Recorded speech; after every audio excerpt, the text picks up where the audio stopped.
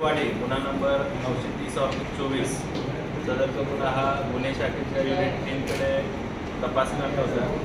त्या गुन्ह्याच्या तपासामध्ये युनिट टीमचे अधिकारी PI शिंदे, API उगलमुखे आणि PSI पाटील आणि त्यांच्या टीमने सदर गुन्ह्याचा तपास करत असताना त्याच्यामध्ये जे अटक आरोपी आहेत तौफिक हुसेन, त्याचबरोबर मोहम्मद अली आणि सूरज उर्फ छोट्या साळुंके यांना ताब्यात घेतलं। त्यानंतर त्या गुन्ह्याचा अधिक तपास करत असताना सदरचे आरोपी आणि त्यांचा जो सध्या ताब्यात असलेला साथीदार आहे अब्बास जाफरी या सर्वांनी मिळून एकूण 70 गुन्हे केल्याचं तपासामध्ये निष्पन्न झालं। त्यामध्ये चेन स्नॅचिंगचे एकूण 40 गुन्हे आहेत, त्याचबरोबर मोबाईल स्नॅचिंगचे 24 गुन्हे आहेत आणि 6 गुन्हे हे मोटरसायकल किंवा वाहन चोरीचे आहेत। तर असे एकूण 70 गुन्हे उघडकीस आलेले आहेत। त्याचबरोबर या गुन्ह्याच्या अनुषंगानं तपासामध्ये 51 तोळे 510 ग्रॅम सोनं जप्त करण्यात आले आहे आतापर्यंत।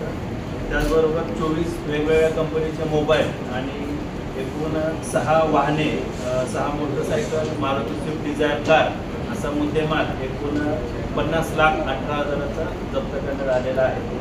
त्याचबरोबर या तपासामध्ये एकूण 40 गुन्हे उघडकीस आलेले आहेत, 70 गुन्हे जे उघडकीस आलेले आहेत। त्या अनुषंगाने अजून आधीचा तपास सुरू आहे, अजून काही गुन्हे उघडकीस येण्याची शक्यता त्याच्यामध्ये आहे।